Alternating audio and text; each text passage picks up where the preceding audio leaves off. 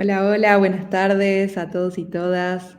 Nuevamente para iniciar una nueva conversación en esta tarde ya avanzada de la jornada del FITS Democracia. Esta conversación se llama Observación Electoral en Acción, digitalizando la vigilancia ciudadana.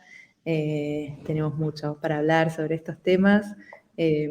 Le voy a pasar la palabra a Camilo Mancera, que va a estar moderando el espacio, y aprovecho también para agradecerles por sumarse y por compartir un poquito de su experiencia. Muchísimas gracias, Carolina. Un saludo a todas las personas que nos están viendo y escuchando el día de hoy. Pues para mí es un placer poder moderar este panel. Es un panel que se ha denominado Observación Electoral en Acción, digitalizando la vigilancia ciudadana. Y es la vigilancia ciudadana, precisamente, estamos hablando de un ejercicio como el de la observación electoral, que lo que busca es precisamente darle una fortaleza a la ciudadanía, darle la oportunidad de participar a la ciudadanía en lo que es el ejercicio del control del poder político. Entonces, pues, en este sentido, qué mejor que poder compartir algunas experiencias de distintos países que nos hemos enfrentado a múltiples contextos difíciles, pero que pese a esto hemos encontrado la manera de hacer efectiva esa vigilancia ciudadana, de hacer efectivo esa observación electoral. Entonces, pues, precisamente aprovechando algo de la experiencia que tengo en estos temas de observación electoral, pues quisiera también traer aquí a Leonardo Gómez, que es el coordinador de proyectos sobre tecnopolítica y democracia en TEDIC, abogado por la Universidad Nacional de Asunción, candidato a magíster en Derechos Humanos y Democratización en América Latina y el Caribe por la UNSAM en Argentina, especializado en didáctica de la educación superior y comunicador, con más de 10 años de experiencia en trabajos en organizaciones de la sociedad civil locales e internacionales. En este momento realiza investigaciones en asuntos electorales, social media analytics, tecnopolítica, democracia y políticas públicas. Un gusto tenerte acá con nosotros, Leonardo. Bienvenido. Muchísimas gracias, Camilo, y a todo el equipo de Wingu y a todos quienes están acompañando este evento. Muchísimas gracias por la invitación. Como ya les comenté antes, días atrás, es para nosotros un gusto enorme poner en perspectiva este tipo de iniciativas que ayudan a fortalecer una democracia que nunca termina de estar conquistada, ¿no? En América Latina, la deuda histórica que tenemos en materia de fortalecimiento democrático todos los días se pone a prueba. Y qué mejor que ponerlo a prueba, ¿no? Porque si no la pusiéramos a prueba todos los días, ¿qué riesgo correríamos en los estados que tenemos, ¿no? Donde todos los días hay nuevas amenazas. Bueno, en ese sentido, surge la oportunidad de poder compartir la experiencia del avisor. En Paraguay, bueno, presento un poco, TEDIC es una organización con más de 10 años de presencia, hace poco cumplió los 10 años de presencia y existencia en Paraguay, trabajando temas de derechos digitales, particularmente temas vinculados a libertad de expresión, protección de datos personales, seguridad digital a periodistas y activistas, desarrollo de tecnología libre. Y eso llevó a que, bueno, a lo largo de los años se tejan comunidades con otras organizaciones de la sociedad civil como Alma Cívica, que veo que está Olgi presente en el chat, así que bienvenida Olgi, con quienes trabajamos la última experiencia del Avisor. El Avisor, en pocas palabras, es una plataforma de vigilancia ciudadana en momentos electorales, donde lo que hacemos es georreferenciar los sucesos que van ocurriendo a modo de que la población sepa claramente cómo esto va repercutiendo en las elecciones. Acá les estoy compartiendo en pantalla una radiografía de lo que fue la plataforma durante el día de las elecciones. Resulta ser que en Paraguay, como otros países de la región, sabemos que las elecciones no solamente se disputan en las urnas, sino también se disputan en las mesas, se disputa en el proceso electoral, en quién está en la mesa, cómo los partidos disputan ahí, cómo se puede generar fraude desde el momento de violar la veda electoral, como también así violar las condiciones previstas para la composición de mesas, ¿no? Donde Paraguay, a diferencia de otros países de la región, la composición de las mesas no es por sorteo, no es aleatorio, no es de ciudadanos civiles comunes, no. La composición la definen los partidos políticos. Entonces, al definir los partidos políticos, la composición que lleva a que haya un miembro de cada partido, normalmente son 3 miembros de mesa obligatorios, lleva a que los partidos con mayor poder y presencia tradicional y territorial disputan ocupar ese espacio de otros partidos, ¿no? Y eso lleva a que hayan muchas mesas a nivel país que salgan de la mirada legal y que sean muy permeables al fraude electoral. Paraguay en las últimas elecciones tuvo un cambio electoral profundo que habilitó el sistema de votos preferentes, como también así la implementación de máquinas de votación electrónica, que lo que generó es toda una práctica nueva de voto asistido. Las redes sociales amplificaron lo que es la violación de la veda electoral, pero también así el hecho de que en Paraguay no esté muy normalizado el control por parte de la Fiscalía Electoral lleva a que durante el día de las elecciones hayan un montón de irregularidades que no llegan a sanción. Ante esto, desde el 2015, la Visor viene construyendo estos mapas y esta sistematización de reportes. Habilitamos líneas de WhatsApp, habilitamos las redes sociales y empezamos a documentar. En estas elecciones fue la elección con mayor despliegue, donde tuvimos más de 225 reportes, de los cuales procesamos 142, y de los cuales la mayoría de los reportes que nosotros podíamos ver que estaban ocurrían principalmente en el voto, ¿no? Ocurría cuando había un voto inducido. Un miembro de mesa asistía al votante a la máquina en ese momento, o entraban con personas que podían ver lo que estaba votando. Entonces, la excusa siempre era que había problemas de alfabetización para el uso de las nuevas máquinas, pero lo que sabemos y está muy claro que eso también era fruto de una estrategia de manipulación electoral o podía inducirse eso. Entonces, como verán, estos casos fueron recurrentes, ocurrieron en un montón de locales de votación, hay un montón de documentaciones. Y lo otro, ¿no?, que veíamos más recurrente era la propaganda electoral extemporánea y cercana al local de votación.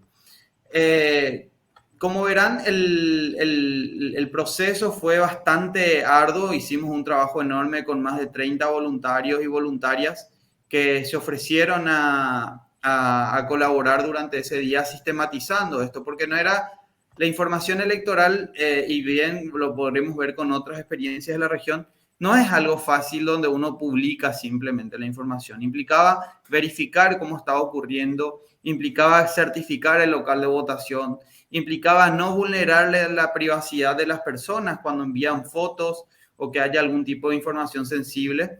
Entonces, gran trabajo de voluntarios, sobre todo estudiantes, primer votantes que se involucraron en el proceso electoral, fortaleciendo de ese modo también su compromiso democrático. Sabemos que ese primer voto siempre es determinante y qué mejor que contribuir a que no solamente haya un primer voto, sino también una puerta para la participación social y política en las elecciones.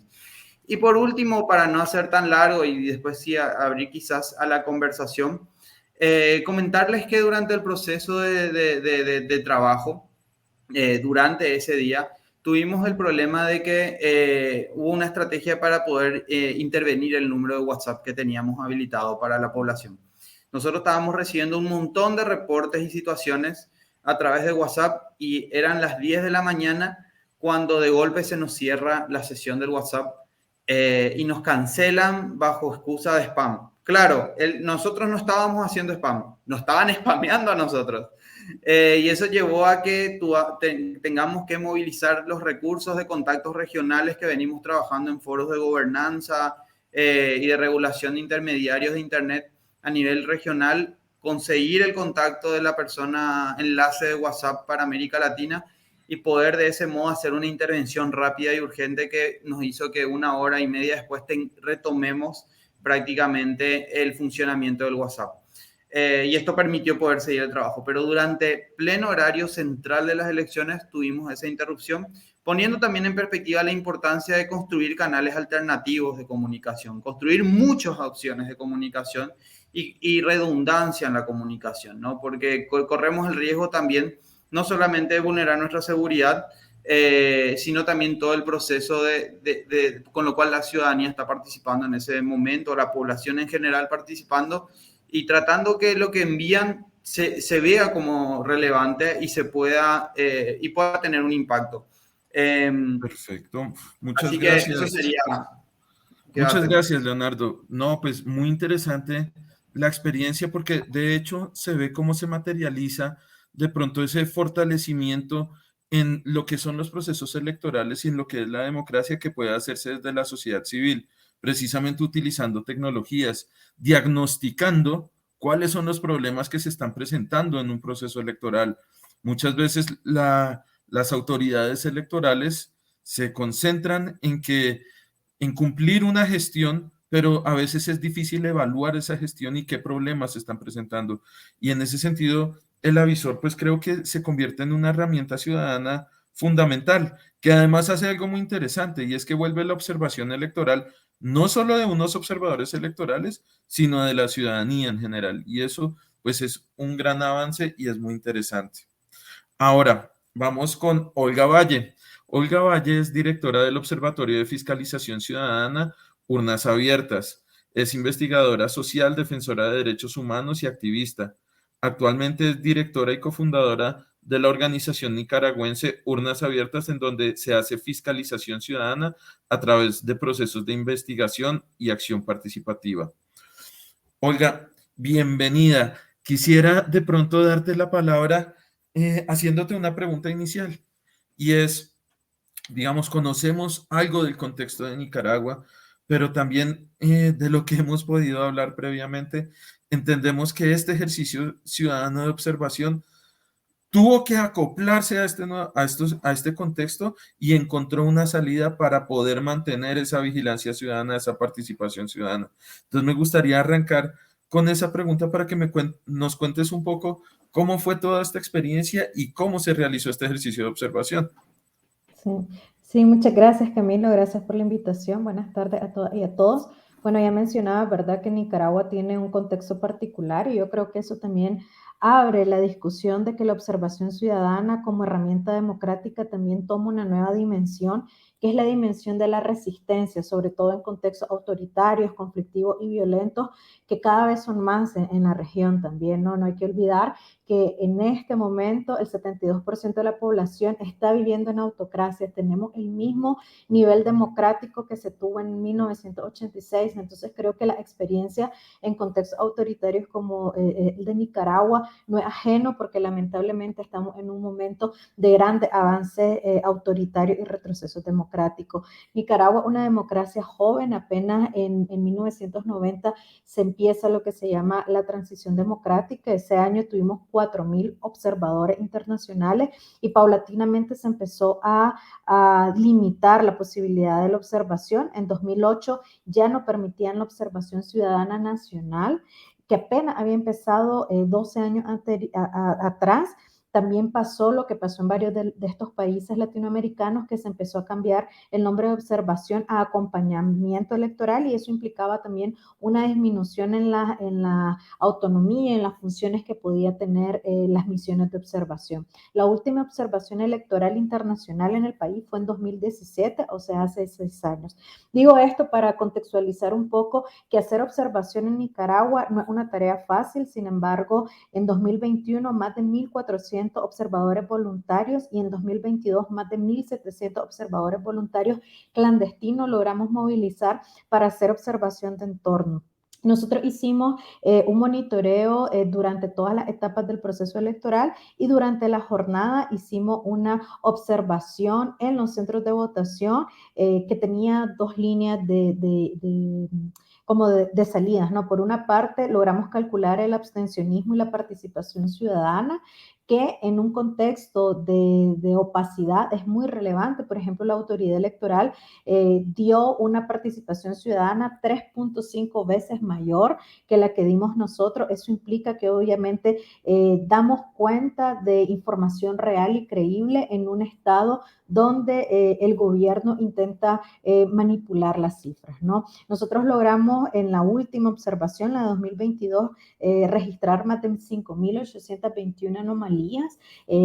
Tuvimos diferentes variables técnico-electorales que estuvimos observando, por ejemplo, la presencia del catálogo electoral, horarios de apertura, de cierre, la propaganda electoral, el uso de recursos públicos, pero sobre todo también todo el tema de violencia política, que al igual que la experiencia anterior del avisor, logramos también georreferenciar y tener un tablero interactivo para que la ciudadanía también podría ver cómo se ejerció la violencia política durante todo el proceso. En cuanto a las prácticas digitales, creo que también es lo que nos interesa conversar acá. Nosotros también hicimos uso del WhatsApp, se habilitó un chatbot que hablaba de manera automática con la ciudadanía. También hicimos uso de formularios virtuales en plataformas como Cobo, como el mismo Google Form. Usamos todo tipo de aplicaciones de telefonía, como ya mencioné, tableros y mapas interactivos gestionados principalmente por Power BI. Y en el caso de Nicaragua, que tuvimos que hacer todo de manera clandestina, pues la virtualidad fue nuestra principal aliada. Pero la virtualidad no puede darse sola, sino se necesita mucho tiempo y mucha inversión en poder capacitar en seguridad digital y en todas estas herramientas a la ciudadanía para que este paso de la presencialidad a la virtualidad no implique tampoco mayores barreras en cuanto a la desigualdad de acceso que hay al Internet. También es importante, y ya me lo mencionaba Camilo al inicio, por qué en un contexto autoritario como el del de Nicaragua observar adquiere esta nueva dimensión que yo comentaba de la resistencia, porque por ejemplo no solamente fue, como ya había dicho, la observación el día de la jornada, sino logramos tener un informe y fuimos la única fuente de información independiente que pudiera demostrar la cooptación absoluta de la autoridad electoral, la falta de transparencia que hubo en el manejo del catálogo de electores, la ausencia de competencia electoral, la ausencia de justicia electoral, cómo la preferencia del votante fue gravemente afectada a través de diferentes estrategias de coacción de voto, y eso fue retomado por distintos organismos y organizaciones internacionales, pero lo más importante que también permitió que diferentes gobiernos señalaran de ilegítimo el gobierno de Nicaragua, que finalmente también era uno de los objetivos, ¿no? Poder demostrar cómo la integridad electoral fue conculcada de manera sistemática desde el momento en que las elecciones fueron convocadas y cómo todo el proceso estuvo plagado de irregularidades. Quizá por ahí me quedo para iniciar. Sí. Muchas gracias, Olga. Es muy interesante cuando uno escucha experiencias de distintos países, cómo quienes trabajamos en estos temas de observación electoral nos relacionamos muy fácilmente con los problemas que se han tenido en otros países, con las dificultades que se dan para hacer el ejercicio de observación. Cuando uno escucha un contexto como el que plantea Olga, donde, digamos, se dificulta hacer el ejercicio de observación electoral, pues uno entiende, uno lo trae, por ejemplo, en el caso colombiano y uno dice, bueno, acá de pronto no es tanto esa violencia institucional, sino estamos hablando de una violencia por parte de grupos armados que asimismo limita el ejercicio de la participación a través de la observación electoral. Y asimismo, como lo planteaba Leonardo, pues es que también cuando nosotros estamos haciendo este ejercicio de observación electoral, buscamos ir más allá de lo que es la jornada electoral, también entramos a mirar muchos otros elementos que complementan este ejercicio de observación. En el caso de Paraguay, recuerdo que Leonardo nos mencionó una restricción que se generó en su país para algunas organizaciones que buscaban hacer observación electoral. Pero lo que quisiera destacar de estos dos casos es cómo se encontraron las maneras, apoyándose en tecnología, para sobrellevar estas situaciones y que efectivamente se pudiera hacer este ejercicio de control ciudadano. Ahora la siguiente pregunta que yo les haría es, cuando nosotros estamos hablando de observación electoral, estamos hablando básicamente de monitorear un proceso para poder presentar recomendaciones y mejorar este proceso. ¿Cómo se da ese diálogo con las instituciones o qué mecanismos se han encontrado o ha encontrado la observación electoral para poder tener una injerencia sobre el cómo se vienen desarrollando los procesos electorales y cómo se podrían llegar a mejorar? Entonces, te doy la palabra en esta ocasión primero a ti, Olga, y posteriormente a Leonardo. Sí, como creo que habíamos conversado antes, en Nicaragua, por ejemplo, se da en un momento en donde no hay interacción entre el Estado y la ciudadanía, o la interacción es únicamente mediante la fuerza. Entonces, realmente la generación de recomendaciones o de algunas acciones que se podrían tomar para mejorar se está haciendo en la democracia del futuro, y eso realmente estamos convencidos de que eso es lo que se está haciendo, que aunque en este momento hay un Estado que no está asumiendo las recomendaciones, que por ejemplo no está haciendo un proceso adecuado de depuración del catálogo de electores, por poner un ejemplo, pero sabemos que toda la información que se está documentando va a servir para proponer una reforma drástica, que es lo que se necesita en el país, tanto de la autoridad como de la legislación electoral. Por otra parte, yo creo que sí es muy importante que la ciudadanía pueda tener, aún en contexto de un absoluto cierre democrático, espacios donde puedan ejercer esta ciudadanía, espacios donde sientan que pueden participar, aún que eso implique poner en riesgo su seguridad física, su misma libertad. Y yo creo que un poco eso, ¿no? Como encontrar cuando el Estado se cierra esta interacción, cuál es la utilidad de la observación, en donde estamos convencidos que la utilidad siempre existe, pero en poder leer el contexto en el que se hace. Por otra parte, bueno, ya mencionaba en nuestro caso el hecho de que desde la OEA, Amnistía Internacional, la misma Alto Comisionado de Derechos Humanos retomara nuestros datos, retomara información que la ciudadanía generó de manera clandestina, es muy relevante porque al final nadie más la está generando. Entonces, llenar esos vacíos de información también son importantes, más allá si el Estado retoma o no retoma. Y para finalizar, que también ya lo había mencionado, en Nicaragua lamentablemente la persecución es tanta que tampoco hay medios de comunicación independientes que puedan cubrir de manera presencial las elecciones. Entonces, también ser como organización de sociedad civil quienes estamos generando información, quienes estamos conectando a los medios con la ciudadanía, tiene un impacto muy relevante para poder también dar cuenta de qué es lo que está pasando dentro del país en procesos tan importantes como son las elecciones. Muchas gracias, Olga. Ahora le paso la pregunta a Leonardo. Sí, Camilo.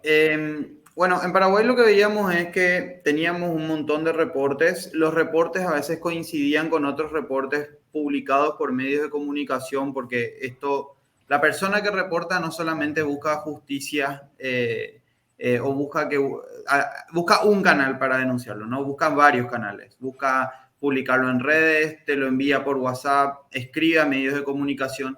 Y muchas veces, a pesar de la reincidencia de estas comunicaciones, la fiscalía no se daba por enterada, ¿no? Y esperaba que la persona que haya sido testigo de ese proceso sea la que impulse procesalmente ese reporte ante la Fiscalía Electoral. Y eso en realidad abre una brecha enorme, porque la regla es que de oficio la Fiscalía Electoral proceda.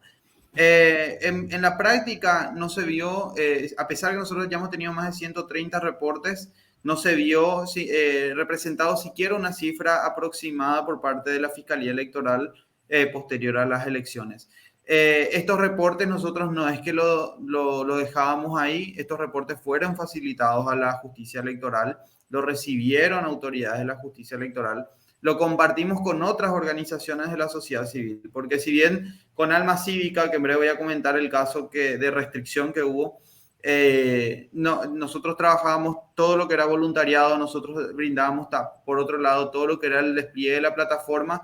Entendíamos que habían otras actividades que incluso tenían otras discusiones con la justicia electoral, y entre todas las organizaciones que pudimos, en ese caso había sido un diálogo con Semillas para la Democracia, otra organización importante acá, no, no pareció haber un resultado posterior y una vez que terminan las elecciones pasa al olvido. Ya no hay ninguna comunicación oficial de la justicia electoral sobre cómo se persiguen las irregularidades electorales, incluso una vez que cierra el proceso electoral.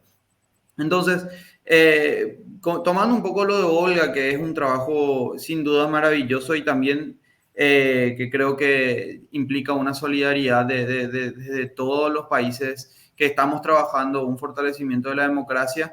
En Paraguay también hubo una restricción de la observación electoral ciudadana, a pesar de existir una tradición de observación electoral ciudadana.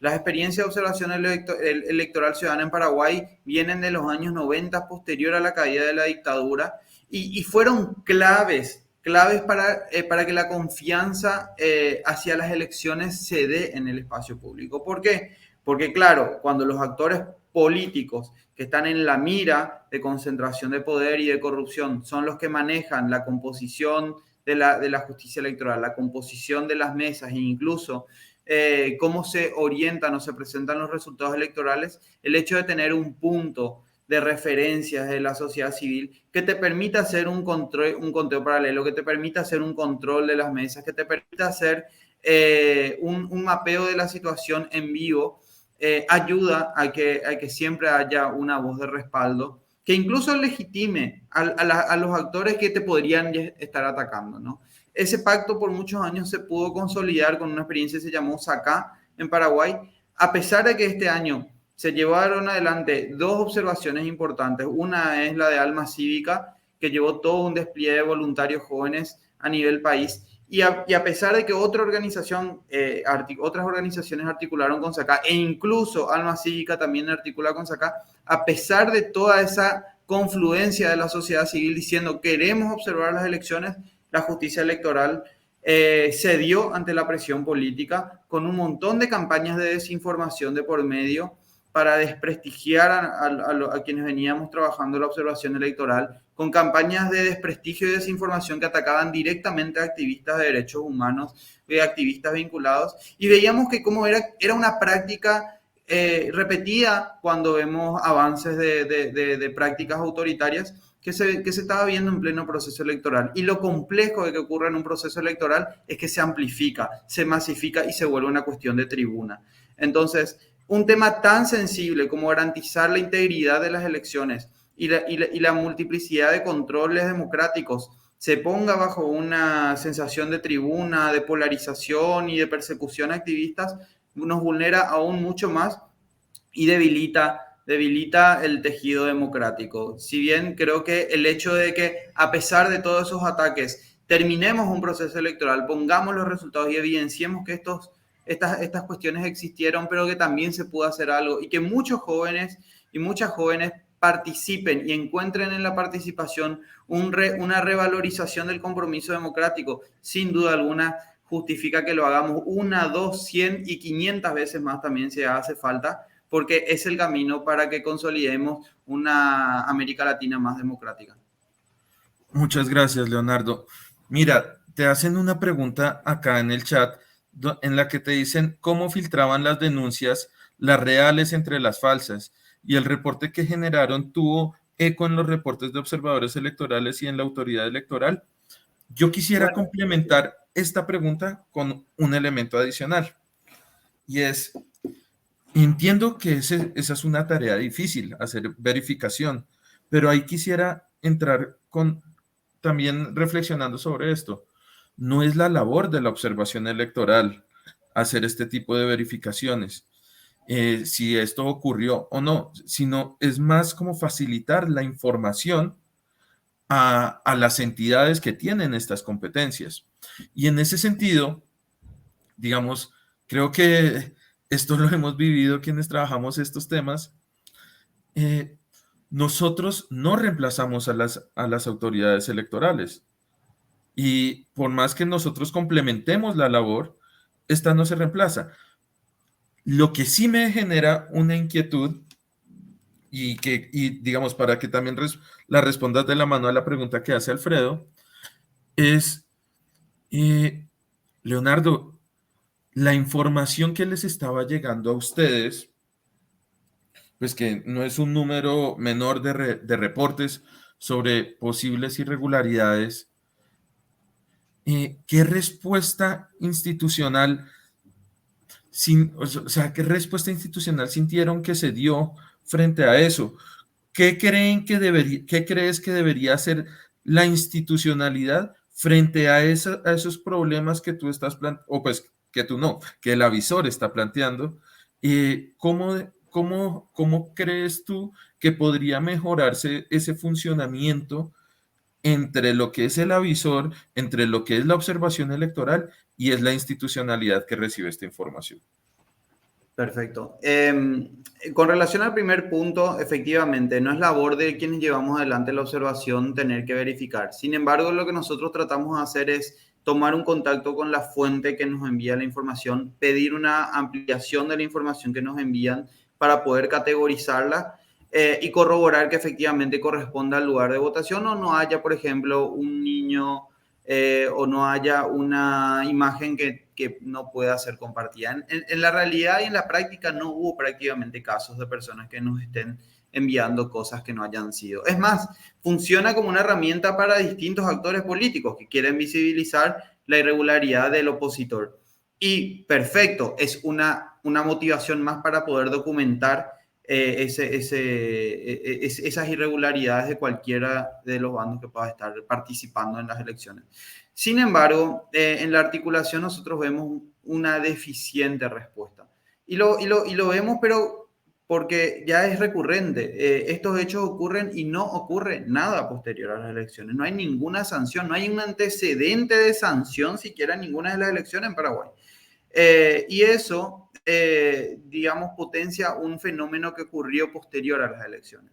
Una vez que terminaron las elecciones, tras numerosos reportes de irregularidades que no solamente iban desde la sociedad civil, sino de la población que en redes sociales venía motivando esto, encontró la capitalización en un candidato de corte más populista que llamó a movilizaciones. Durante todo el mes de mayo existieron movilizaciones multitudinarias en Paraguay que rodearon la justicia electoral y que también generaron todo un clima de tensión y desconfianza, incluso desde el sistema de voto electrónico que ya fue implementado. Nosotros desde TEDIC habíamos advertido, se están dando una serie de decisiones que están vulnerando la confianza electoral.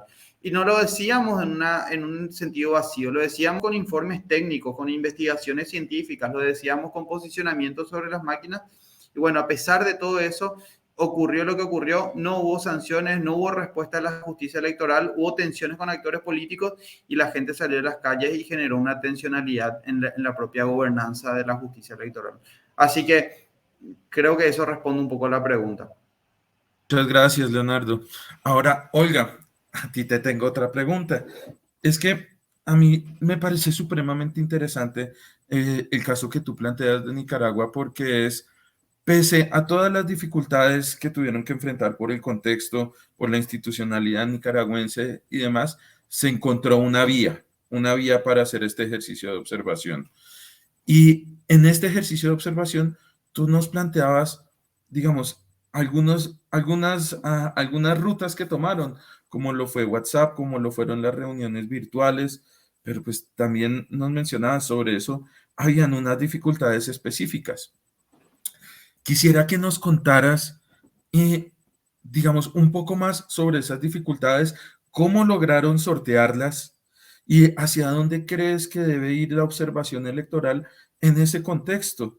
O sea, ¿cómo crees o cuál crees que sería el siguiente paso en lo que es ese ejercicio de observación electoral? Sí, yo creo que una de las cosas más relevantes para poder sortear estas dificultades que vos mencionas, Camilo, tiene mucho que ver con la organización comunitaria, la organización social, y voy a mencionar algo de la pregunta que le hacían a Leonardo. Por ejemplo, coincido con lo que ustedes dicen, no es el rol de los observadores poder verificar las denuncias que recibimos, pero en nuestro caso que no hay forma de que el Estado o la autoridad electoral le dé un seguimiento y que somos la única fuente confiable, sí teníamos una gran responsabilidad. Entonces, por ejemplo, nosotros sí no recibimos denuncias abiertas del público porque estaba este riesgo de recibir recibir información falsa o no precisa. Entonces, durante todo un año lo que pasamos haciendo fue consolidar, nosotros le llamamos redes ciudadanas, que son personas en distintos lugares del territorio nacional con las que trabajamos bajo lógicas de confianza. Se les capacitó, entonces ellos mismos tienen que hacer la verificación de que la denuncia que nos están mandando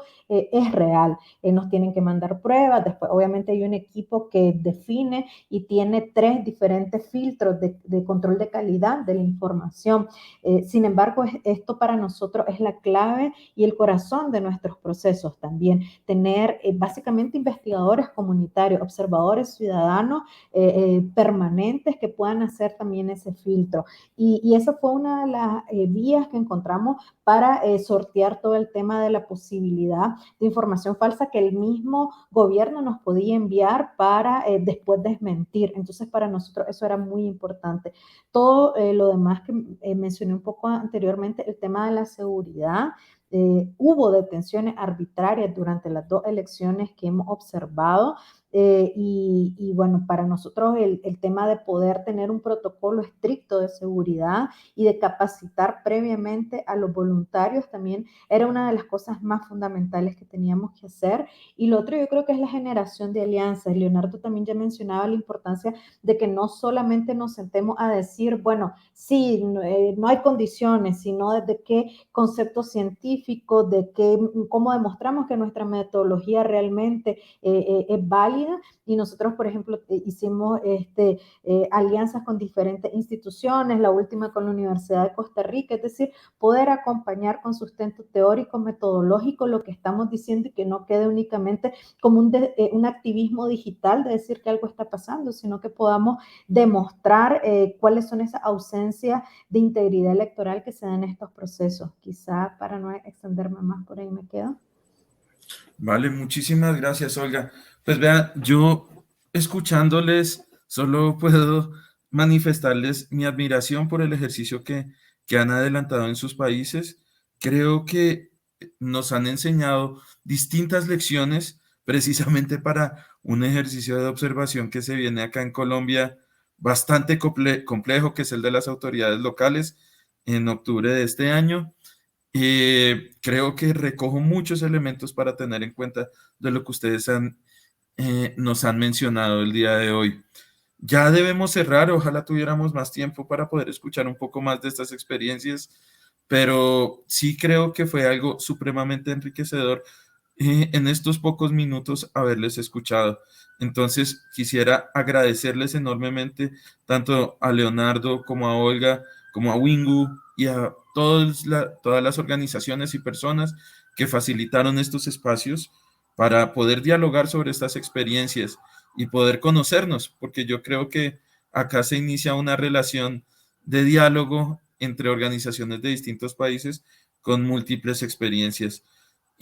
Quisiera cerrar dándoles la palabra para que en 30 segundos simplemente nos den un mensaje frente a lo que es este ejercicio de observación electoral, de participación ciudadana y de control político que estamos haciendo, obviamente con la utilización de tecnologías. Entonces, Olga, te doy la palabra a ti primero y luego a Leonardo. Sí, creo que como ya decía, confiar y creer de verdad, si el presente es complejo, que lo que estamos haciendo es luchar y defender la democracia del futuro y poder, digamos, desde la ciudadanía también ejercer ese poder que se tiene, ese poder popular, ese poder ciudadano, de poder contrarrestar y poder fiscalizar lo que el poder político está haciendo. Por mi parte, frente a una tendencia de autoritarismo electoral, frente a una tendencia de desmotivación a la participación, la observación electoral ciudadana es una garantía y es una necesidad y una obligación para quienes tenemos un compromiso democrático de fortalecerla en nuestros países, más en una América Latina que necesita de dotarse de herramientas comunitarias, de redes articuladas para la participación, es una necesidad. Y no mirar solamente en nuestros países, sino también cómo vamos entretejiendo vínculos y relaciones alrededor de nuestra región y sobre todo para garantizar mayor participación cada vez más.